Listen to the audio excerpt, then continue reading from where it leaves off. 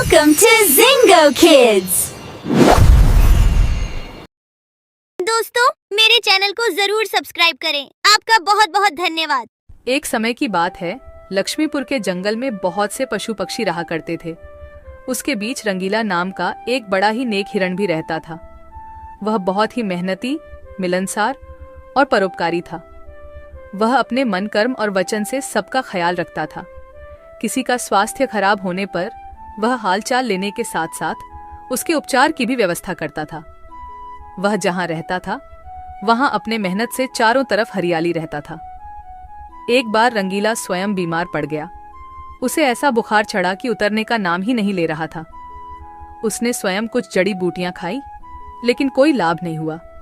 उनकी बीमारी की खबर पूरा जंगल में फैल गई थी, लेकिन उसे देखने के लिए कोई नहीं आया।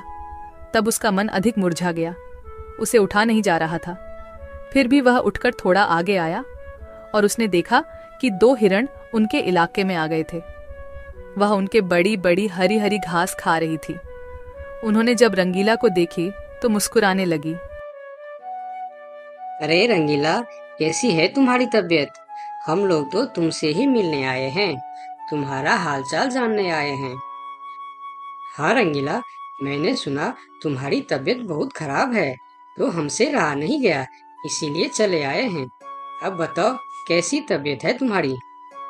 तबीयत में कुछ सुधार नहीं आया है, अब कोई दूसरी दवा लेनी पड़ेगी। हाँ हाँ, अच्छी दवा लेना और अपनी ख्याल रखना। अब तुम आराम करो, हम चलते हैं।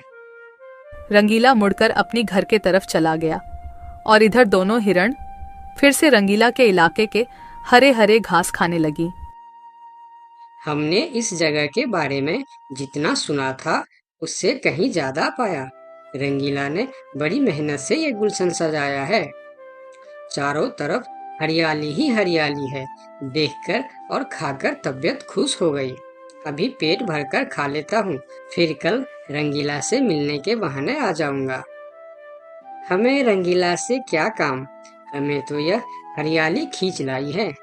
चलो, हम फिर कल आएंगे रंगीला से मिलने के बहाने।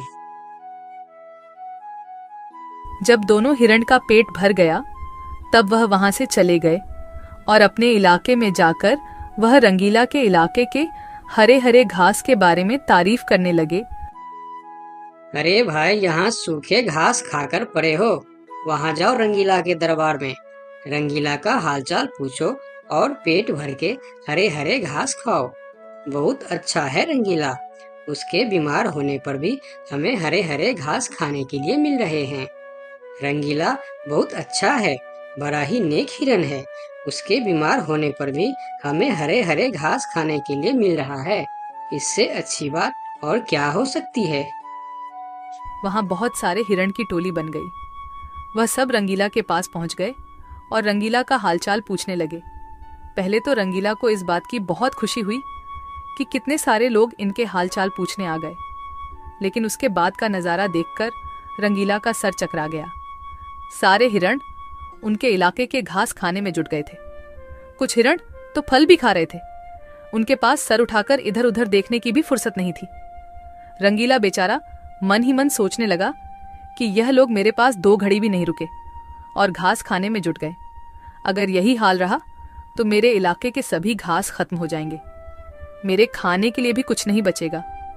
लेकिन उसके थोड़ा देर बाद ही उनका मित्र भालू वहां आ गया। उसके आने में देर हो गया था। माफ करना दोस्त, मुझे आने में देर हो गई है। तुम्हारे लिए औषधि लाने बहुत दूर चला गया था। औषधि तो मिल गई, लेकिन आने में थोड़ी देर हो गई। ये जड़ी बूटी तुम जल्दी खा लो और जल्दी से ठीक हो जाओ मेरे दोस्त। रंगीला ने वह औषधि खाई और कुछ देर बाद ही उसे आराम मिलने लगा। उसका दोस्त भालू उनके साथ ही रुका रहा और 2 दिन के बाद रंगीला का तबीयत ठीक हो गई। लेकिन उनके खाने के लिए न कोई घास बचा था, न कोई फल बची थी। उनकी सारी मेहनत पर पानी फिर गया था। वह बहुत उदास हो गया। दोस्त रंगीला, मैं जानता हूँ ये मतलब का संसार है, ज्यादातर यहाँ सब दोस्ती दिखावा का ही करते हैं। सब अपने फायदे की सोचता है। तुम चिंता मत करो, हम दोनों मिलकर यहाँ फिर से अपना गुलशन सजाएंगे, एक नई दुनिया बनाएंगे। इस कहानी से हमें यह सीख मिलती है कि मन में कपट रखने वाला मित्र शत्रु से भी ज्यादा खतरनाक होता है। दोस्तों, मेरे चैनल को जरूर सब्सक्राइब करें। आपका बहुत बहुत धन्यवाद। सरयू नदी के पास एक बहुत बड़ा जंगल था। उस जंगल में काफी सारी जानवर रहते थे जो प्यास लगने पर नदी में आकर पानी पीते थे। नदी के दूसरे किनारे पर एक और छोटा सा जंगल था जहां बहुत कम जानवर थी। एक दिन बड़ी जंगल का छोटा खरगोश सरयू नदी के पास आकर पानी पी रहा होता है। तभी नदी के दूसरी ओर खड़ा एक बाघ उसे देख रहा होता है। यह खरगोश आज मेरा भोजन बन सकता है। वैसे भी मेरे जंगल में अब शिकार करने लायक जानवर बचा भी नहीं है। क्यों न मैं नदी के उस पार वाले जंगल में जाकर शिकार करूं।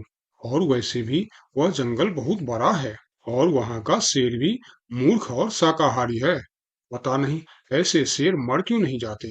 बाघ खरगोश को देखकर शिकार करने की सोचता है और शिकार करने की लालच में नदी के दूसरी ओर चला जाता है। अपनी ओर बाघ को आता देख खरगोश वहां से भागने लगता है, पर तभी बाघ उसे आवाज देकर रोक लेता है। अरे खरगोश, मुझे देखकर कहाँ भाग रहे हो? तसल्ली से पानी पी लो भाई। मैं तो बस तुमसे बात करने आ रहा था। क्या तुम सच बोल रहे हो? हाँ, मुझे तुम्हारे जंगल का शेर सिंह के बारे में बात करना है। मैंने सुना है कि वह तुम्हारा बहुत चिंता करता रहता है। खरगोश समझ चुका था कि बाघ उसे अपनी बातों में फुसलाने की कोशिश कर रहा है। इसीलिए खरगोश उसकी बातों का कोई जवाब नहीं देता और तुरंत वहां से भागने लगता है। परंतु खरगोश बाघ से तेज नहीं भाग पाता और बाघ उसका शिकार कर लेता है। यहाँ के जानवर बड़ी आसानी से शिकार हो जाते हैं, तो क्यों न मैं इसी जंगल में रहकर आसानी से शिकार किया करूं। बाघ अभी इसी जंगल में रहकर ही शिकार करता रहता है। इस तरह से जंगल में जानवर कम होने लगते हैं। एक दिन अरे लोमड़ी, मैंने सुना है कि तुम अपनी सहेली से मिलने के लिए दूसरे जंगल में जा रही हो। हाँ, लेकिन तुम्हें मेरी इतनी चिंता क्यों हो रही है? देखो लोमड़ी, तुमने सांप के अंडे के साथ जो हरकत की थी, जिसके लिए तुम्हें शेर सिंह ने सजा दी थी, इसके लिए तुम जंगल से भाग नहीं सकती। लेकिन मैं भाग नहीं रही हूँ। मैं तो अपनी सहेली से मिलने उस जंगल में जा रही हूँ। पर मुझे शक है कि तुम मौके देखकर भाग भी सकती हो, इसीलिए मैं तुम पर नजर रख रहा हूँ। देखो भैया, मैं शेर सिंह की हुक्म का पालन कर रही हूँ, लेकिन तुम अपना ड्यूटी ढंग से नहीं कर रहे हो। क्यों? तुमको क्यों लग रहा है कि मैं अपनी ड्यूटी ढंग से नहीं कर रहा हूँ? दरअसल इस वक्त तुम्हें जंगल में हमारी जानवर पर ध्यान रखनी चाहिए, क्योंकि हमारी जंगल की जानवर कम हो रहे हैं। सुना है जंगल में कोई शिकारी घुस आया है जो हमारे जानवरों का शिकार कर रहा है। लोमड़ी, तू चालाक है, ये मैं जानता हूँ, लेकिन मैं भी इतना बेवकूफ नहीं हूँ, ये तू जान ले। मैं तेरे बातों में नहीं आने वाला। याद रखना, अगर आज तुम मेरे बातों पर यकीन नहीं करोगे तो तुम भी किसी दिन कोई शिकारी जानवर का शिकार बन जाओगे। चाहे जो भी हो जाए, मैं तुम्हें यहाँ से जाने नहीं दूंगा। देखो, मेरा जाना बहुत जरूरी है। मैं 2-3 दिन में वापस आ जाऊंगी। मुझे जाने दो। ठीक है, मैं तुम्हें जाने दूंगा, लेकिन मेरा एक शर्त है। शर्त? कैसी शर्त? यही कि तुम्हें उस जंगल के थाने में जाकर रोज हाजिरी देनी होगी। मुझे मंजूर है। लोमड़ी को पता था कि जंगल से जानवर कम हो रहे हैं, इसीलिए वह हाथी की शर्त मानकर वहां से चली जाती है। वहीं दूसरी ओर हाथी जंगल की निगरानी करने लगता है। तब दिखता है कि जंगल से कुछ खरगोश गायब है। इस चिंता में कई खरगोश आपस में बात भी कर रहे होते।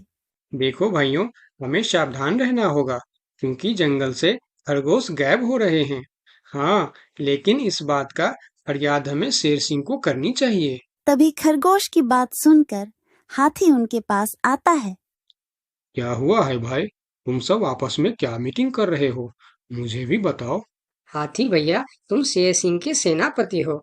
क्या तुम हमारी फरियाद राजा तक पहुंचा सकते हो? अरे भाई, तुम्हारी रक्षा करना ही मेरा ड्यूटी है। बताओ, तुम्हारी क्या शिकायत है? हाथी भैया, कुछ दिन से हमारे कई साथी गायब हो गए हैं। अगर तुम्हें अपनी जंगल की फिक्र है तो हमारी साथी खरगोश को ढूंढ के लेके आइए। क्या तुम्हें किसी पे शक है?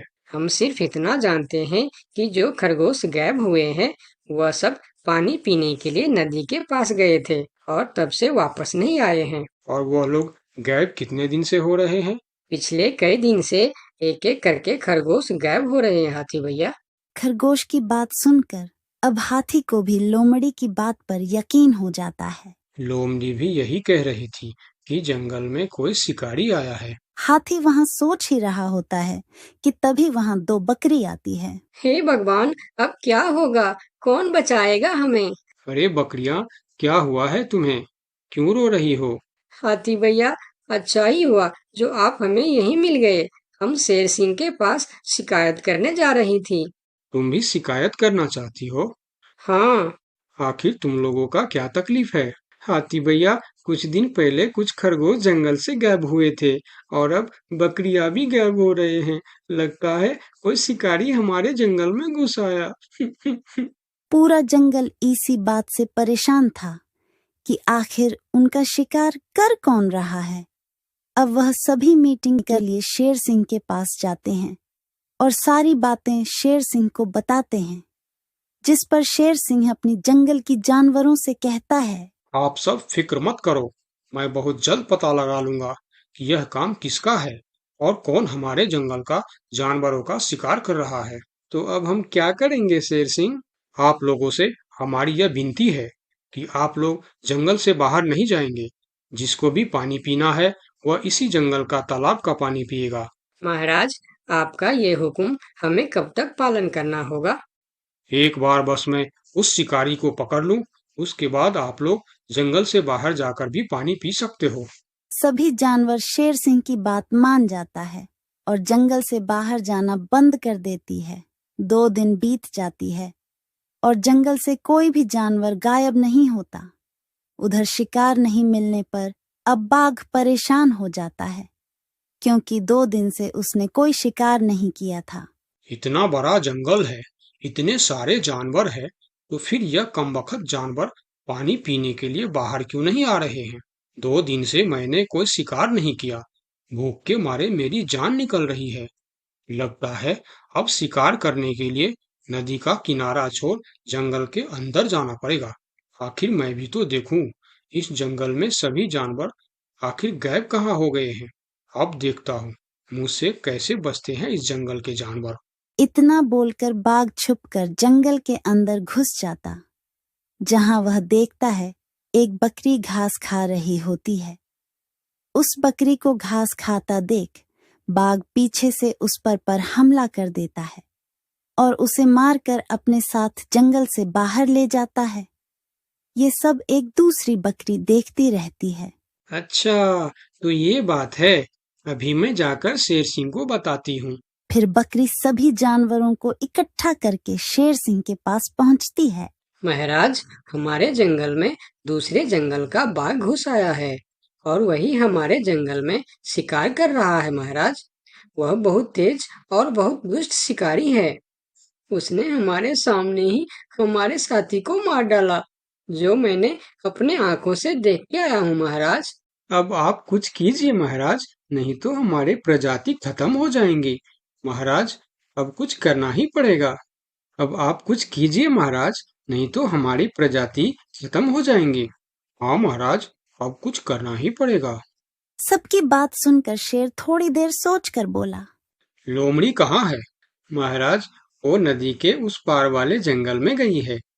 शेर सिंह लोमड़ी के मदद से बाघ को पकड़ने का मन ही मन प्लान करके बोला, देखो, इस जंगल का जानवरों का रक्षा करना हमारा पहला कर्तव्य बनता है और मैं आप लोगों की रक्षा जरूर करूंगा। बस आप सबको मेरा साथ देना होगा। जैसे मैं बोलूंगा वैसे आप सबको करना होगा। हाँ, हम सब तैयार हैं महाराज। तो सुनो, आप लोगों में से कोई भी उस नदी के किनारे नहीं जाएगा। और जब वह शिकारी को शिकार नहीं मिलेगा तब वह जंगल के अंदर आने के लिए मजबूर हो जाएगा, और वो जब जंगल के अंदर आ जाएगा तब मैं जंगल के किसी एक जानवर को उसके सामने भेजूंगा।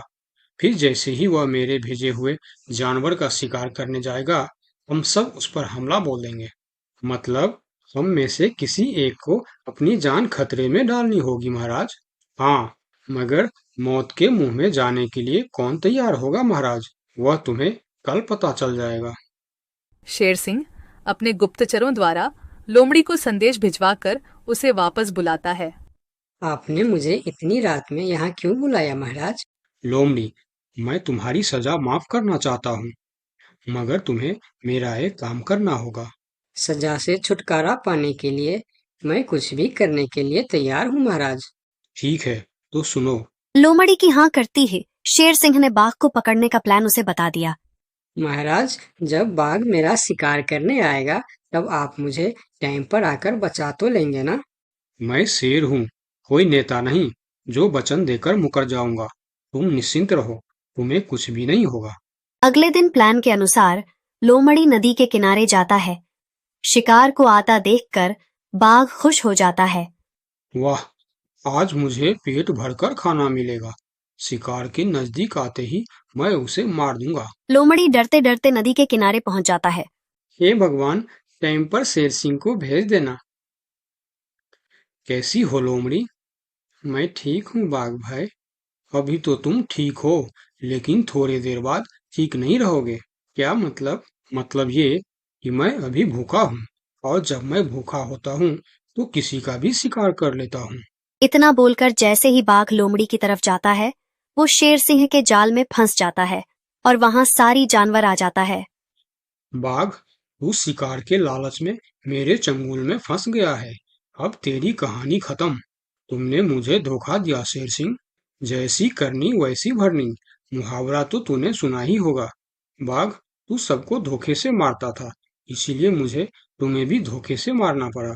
मुझे माफ कर दो शेर सिंह, मैं हमेशा के लिए जंगल छोड़कर चला जाऊंगा। तूने हमारे जनता पर अत्याचार किया है, अब तुम्हें इसका हिसाब चुकाना पड़ेगा। साथियों, अपना बदला ले लो। शेर सिंह की आज्ञा मिलते ही सारे जानवर उस बाघ पर टूट पड़ता है। इस तरह से शेर सिंह अपने चालाकी और सूझबूझ से अपने जंगल के जानवरों की रक्षा करता है। इस कहानी से हमें यही सीख मिलती है कि धोखे का अंजाम धोखा ही होता है। जैसी करनी